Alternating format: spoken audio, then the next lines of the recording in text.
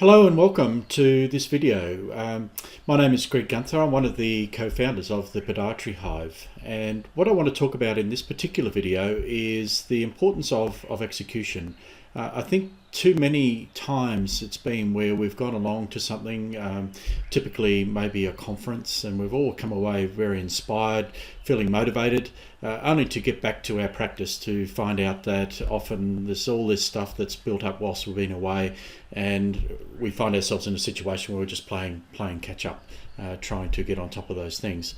And before we know it, we find ourselves, all those good ideas, inspiration, motivation that we had at the point in time of leaving, be it a conference, soon wanes away, and we get caught up in the operational activity, and all the motivation very quickly wanes.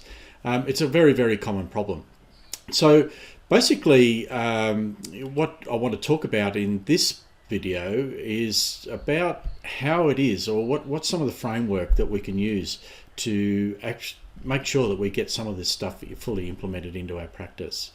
So this is, I've talked before in a previous video blog that I did about the eighth habit, which was done by Stephen Covey. He's one of my heroes, if you like, and unfortunately passed recently. But Stephen Covey in the eighth habit talked about the 4 disciplines of execution. So this video is really adapted from those 4 disciplines that he talks about in the eighth habit. In fact, it's broken out now into being a fairly accepted operating system that people can use and adapt for their own purposes in their business. And it's a really, really good framework, or a good operating system, if we want to start to implement some of these things for ourselves. It really does make for effective execution. So I'll just walk you through the actual frameworks that come up in this particular framework.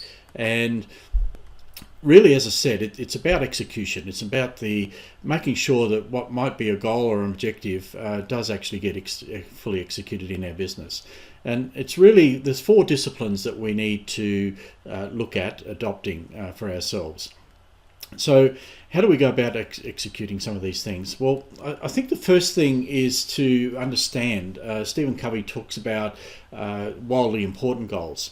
And it's been my experience often when we go through this process that we come up with all of these grand plans, and often very, very many of them, and it doesn't take very long for us to get overwhelmed, and to the point where it creates its own little inertia of nothing really getting done. So wildly important goals, the way he defines that is just pick those 1 or 2 things. And the question he asks when he positions this is, if everything were to remain the same in my business through this next period of time that I'm planning for, what would be the 1 or 2 things that would really make or change us in a way that steers us towards, or takes us towards, the direction that we really want to go? And that's what he calls the wildly important goals, and he basically breaks that down into things called WIGs. So the 4 disciplines that we're going to talk about are, firstly, focusing on just that wildly important. And what he's really saying there is, if we've chosen and identified what those 1 or 2 things are, then that's what we should be really focused on. And in that, those 1 or 2 things are the ones that are going to move the organization forward. So in all of that, what we're really trying to do is to minimize the attention to what we're calling the whirlwind. The whirlwind is all of those things that go on in our business that we're actually really familiar with, because they're the things that we basically do get tied up in day to day. So, and it's not to say that those things can't happen, that they're not important. They are. They're actually what takes the business forward. But what we want to do is to really focus on those 1 or 2 things that are going to make the changes that we really want to do, and step us above the whirlwind, or what we're calling here the whirlwind. So to do that, we really need to create some focus. So the first rule in creating focus is only make it no more than 2, not 5, not 6, not 4, just 1 or 2 that we can focus on at the one time. Now, it might be as through the progression of time that we're going to keep identifying new ones, but we're at any one time, we're really only focusing on the 1 or 2. So that way we're not really overloading any team, we're not overloading any particular individual. The second rule in this is basically, battle the battles you choose must be able to design to win the war. And rule number 3 is that senior leaders can veto and not dictate. And rule number 4 is all weeks must have a finish line in the form of X to Y. So if we deal with the first one, rule number 1 is no team focusing on more than 2 weeks at any one time. Now, this can be at a team level, or it could be at a single leader level, or it could actually be at an individual level. So, and the way this works is that we cascade down. So typically at a team level or a corporate level, we're going to identify what our 1 or 2 wildly important goals are. And then when we break that down to an individual, then what wildly important goal might we have for that individual that aligns with the higher level wildly important goals. So you can see that this actually has a cascading effect down through the business. So we're really asking people at their level to align with the overall business objectives or business wildly important goals. And what is it that I can do at my level that can actually help me work towards or move towards those overarching goals that we've got. The second one is that we must choose the ones that we can win. Basically, the whole objective of wildly important goals at the lower levels in the organisation is that we're really trying to achieve the higher level goals. So we're looking for that alignment through the business at each of our levels that's going to take us towards the overarching wildly important goals that we've got. This is really important. Too often leaders in businesses are in a situation where they're more dictators than they are actually leaders. And the important thing about that is if we start to dictate, then very quickly we're going to find our working teams working with us, our colleagues are very quickly going to become quite demotivated. So basically, senior leaders will ultimately determine what the higher level wildly important goals are. That's the role of leaders to do that. But they must allow and coach leaders at each level to make sure that they come up with their own wildly important goals that are going to align with that. And that's their involvement, if you like. It's getting that commitment through their involvement. Rule number 4 is that all weeks must have a finish line in the form of X to a Y and a Y. Now what that means is that we need to have a start point. We need to be able to measure, well, where are we at now? So if this is our wildly important goal that we're seeking to achieve, how are we going to know that we've actually achieved the outcome that we're searching for? So that starts with our X, which is our start point. So where are we right now? And in the future, where is it that we're going to be? What's our Y? That we know that once we've achieved it, we've actually got the result that we're actually searching for. So focusing on the wildly important is discipline number 1. Discipline number 2 is acting on lead measures, and this is one of the difficult areas that we commonly find. A lead measure is actually one that tells us if we're likely to achieve a goal. So it's the input. How do we know by doing something that we're actually steering our ship in the direction that it is that we want to get to? So, and then ultimately, if we have a really good lead measure, the more we actually do that and influence it, the more likely it is that we're going to create the outcome and the wildly important goal that we're looking for. So, a few things around tracking, defining and lead measures. To help us with that, we need to first of all understand, are we actually tracking a team or are we tracking an individual? They're probably going to be different things. How often is it that we're going to measure that? Is it something that we measure daily, or is it something that we're going to measure weekly? We need to define that. We need to come up with quantitative standards. That is, can we measure it? And then of course we need to say, how often, how consistently are we supposed to perform it?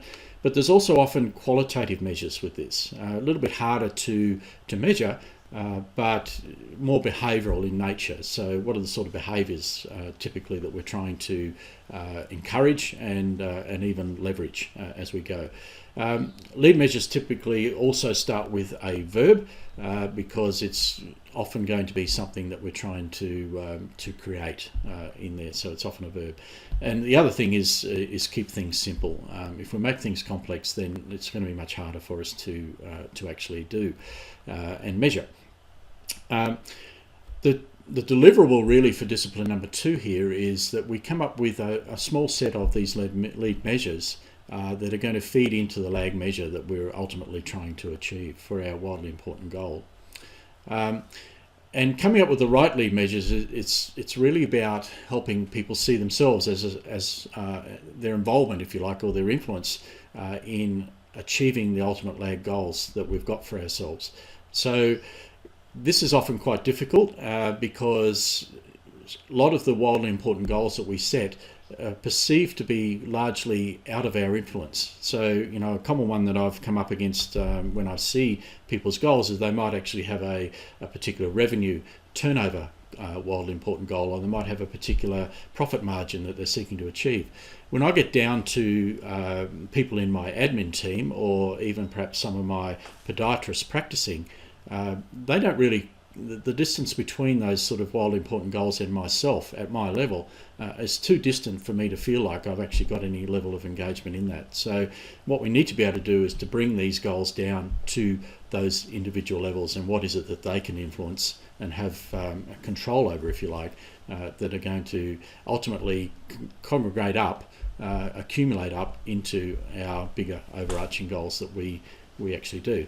And of course, if we get this right, what it's really saying is that we could actually, the lead measure is something that I've got some really key influence over. It's something that I can physically do that are going to help predict an outcome. So if I'm doing more of it, it's actually going to be quite predictive towards getting us the outcomes that we're looking for. The problem often in business that I see when we look at metrics is that most of them are actually lag measures. And the problem with lag measures is that it's already happened. We're not in a position at that point where we're measuring history that we can actually influence over. The only thing that we control or have control over is the future. We can't control what's already happened. So lead measures is really about trying to come up with those actual metrics that we feel like we can actually influence and have some control over. So that's discipline number 2, coming up with and acting on those lead measures. Discipline number 3 is really about tying these two things together, and it's actually having a compelling scorecard, or what we're calling a compelling scorecard. And what we're really saying here is that the third discipline is that we need to know the score at all times. So what can we tell? How can we tell whether or not we're winning or not? So this third discipline is trying to agree upon what is the scorecard. What are the sort of things that we're going to put together? So there's a few things here that we can look at in developing our scorecard. The first thing is it simple? Second thing is, can I see it easily? Third thing is, does it show lead and lag measures? And the fourth thing is, can I tell at a glance if I'm winning or not? So basically, when we look at that, we need to keep things simple in a way that we can actually look, understand it. It needs to have visibility, and it needs to be such that we can tell at a glance if we're winning or not. So the reason we have lead and lag measures there, the third point, is that we are in a position where we've got influence over things, but we need to know that we're actually tracking towards the lag measure that we're looking at. So the lag measure is the actual result we're looking for. So that's discipline number 3. Discipline number 4 is largely where this all happens. This is where we start to bring some accountability to the whole process. And it's a thing that's commonly missing when we do this. We often come up with various metrics, and we often have our goals, and we often look at doing things on a day-to-day basis, but we don't necessarily create this level of accountability. So disciplines 1, 2, and 3 are really about setting up the overall game itself, but discipline 4 really brings it all together. And these types of sessions, and I've seen these run quite effectively, they can be quite short.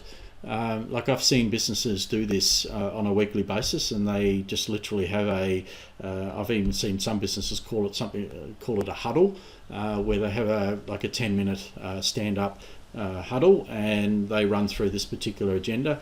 I've seen others make it a little bit more formal, and it can run anywhere from sort of 30 minutes to an hour. But often on a regular cycle, whether it's weekly or monthly. In my ideal world, these things should be done weekly because it makes it very visible. Month to month, you've just got that little bit of a lag before the level of accountability starts to step up again, and commonly the behaviours I see happening there when they've got that sort of level of interval is that you often find the accountability starting to ramp up in the days before the actual meeting itself, whereas if it's on a week-to-week basis, it starts to become quite cultural. So the first thing on the agenda, there's three parts to this agenda. The first thing is we need to report on our commitments. So each week or each month, depending on the interval that we're actually doing this, we're actually restating the situation where we said last time we were going to do a particular thing. And the example we're giving here is, I committed to make a personal call to 3 customers who gave us lower scores. So that might be a net promoter score, for example. I did, and this is what I've learned. So they're actually reporting on the thing. In our world, for people who are in our black belt, we actually have this. We call this a 3 to Thrive. So each week, our black belters report on their three particular actions that they're committing to that are going to take them towards the overarching 90-day goals that they've set for themselves. So there's a level of reporting here that they say each week that they're going to commit to do, and on Fridays our black belters actually report on how well they've gone on those. So it's a Friday finish, we call it. So week to week they start with a 3 to Thrive, they commit to doing 3 things, and at the end of the week they're talking about how they went on those things, and this is the first thing on this agenda, which is the account. The second part of the agenda is reviewing the scoreboard. So we need to learn from our successes and our failures. So this is about where we get some visibility in terms of how we're actually tracking. So our lag measure, which is the overarching finish line, if you like, we might be saying, well, we're either in a good place or we're falling a little bit behind on that lag measure. So then we look at the lead measures and say, well, okay, how are they tracking? Is there more focus we need to give in any one or more of those areas? So again, here the lag, the example we're giving is our lag measure is green, which is suggesting that we're on track, but it's flagging that we've got a challenge with one of the lead measures that just fell back into yellow. So in this example, they're using colours to demonstrate whether or not they're tracking. So this is a commonly used thing, and it might be one you want to consider, where we use traffic lights. So it can be red, yellow or green. Green is obviously go. Yellow is where we're perhaps flagging some situations that we're either we're on top of, or maybe we're a little bit uncertain of and needs a bit more focus. Red is obviously an area where we've got some problems. So it's a very commonly used metric or way of evaluating how we're tracking on our goals. So the third part of the agenda then is the plan. So we need to have a clear path and make new commitments to our plan. In this case, what we're actually looking here forward is, and this is, if you like, the 3 to Thrive that I mentioned earlier for our black belt members. At the beginning of the week, we need to look forward and say, well, what are the things that we're going to do in the coming week? So in this example here, we're saying I'm going to meet with Bob on our numbers, come back next week, and at least 3 ideas to help us improve. So this is our 3 to Thrive in our black belt world, in our community, in the Podiatry Hive black belt community. This is how we do it. So again, week to week, we're committing to 3 new things. So it's really about bringing to account, how did we go? What are how is that actually tracking on our scoreboard? So we're giving visibility to our scoreboard, and what are the things that I'm committing to for the coming week or month or whatever it is that we're planning around. So that's the 4 disciplines of execution. So in terms of rolling it out in your own practice, the sort of considerations are that you need to implement it as a process, not an event. In fact, Steve Covey talks about this in The 8th Habit as being an operating system. It's not actually a framework or anything like that. This becomes very cultural. If you start to implement it and you do it well, it just becomes part of what you do. And as I say, it's very, very cultural. You need to implement this with your team. So it's looking at your intact teams, that is, might be, for example, in our practices, it might be our admin team, where we have them focused around the back of stage largely, and the other team might be our podiatry team, which is a little bit more front of stage. So we actually look at these things around our intact teams, and those teams are really focused around what is it that they're influencing in order for us to achieve the overarching lag indicators or wildly important goals that we need to do. For this to work, the leader needs to be actually on board with this. So the leader needs to be steering it, the leader needs to be engaged, and needs to be also in there coaching with their teams. So in terms of the process, it starts with clarifying the overall goal. So at a business level, that means what are the one or two wildly important goals that we want to establish or focus on at the practice level that are going to shift this business in the direction that we want it to go. At a team level, it's what are those one or two things in my team that I can actually have influence over that are going to help steer the ship, take the practice towards the overall business goals that we've set for ourselves. We need to then come up with the lead measures for each of those. So, and then leader certification is just simply saying who in those teams are the best people to actually be the champion of taking this all forward.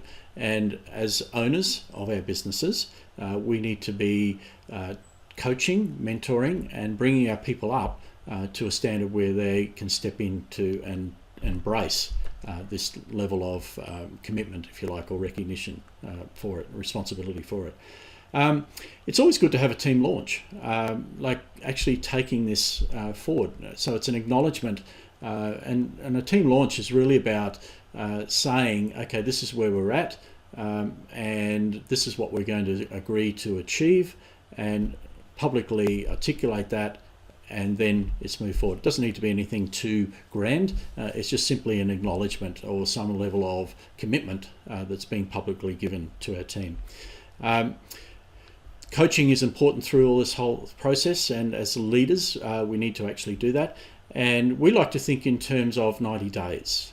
So quarterly actual reviewing, 90-day reviewing is important. And in those 90-day reviews, we're going to, similarly to what we're looking at in Discipline 4 of that 3-step agenda, our 90-day planning follows a very similar process where we acknowledge and look at how we've gone. We look at the scorecard in terms of how that's been, and then we look forward for the next 90 days. So this is really about taking strategy, what conceptually is a couple of strategic goals that we've set for ourselves, and creating them and translating them into specific actions that are going to drive our practice forward. But importantly, making sure that we've got the level of commitment from our teams in order for that to physically happen. And that's the key piece. Often when we do strategy work, it never really reaches far beyond the overarching or corporate level. If what I call the corporate level might be the podiatry practice owners, for example. It doesn't really get any sort of level of traction down in the practice itself, and what that obviously comes up as being a realization of frustration and disillusionment often is what we see when things don't happen. So this is really about taking it down and getting it on to getting some traction, getting some rubber on the road, and making sure that things happen in our practice. So that's the 4 disciplines of execution, again adapted from the 8th habit, Stephen Covey's 8th habit. I would encourage you to start to adapt this style into your business, and you'll be quite amazed as you progress with this just how well things start to get implemented in your business. And it's through the course of time you're physically going to realize and get to wherever it is that you're trying to get to. Encourage you to do it. Thank you for having a look at this video. Hope there's been something in there for you, and look forward to helping you out some more as we move forward.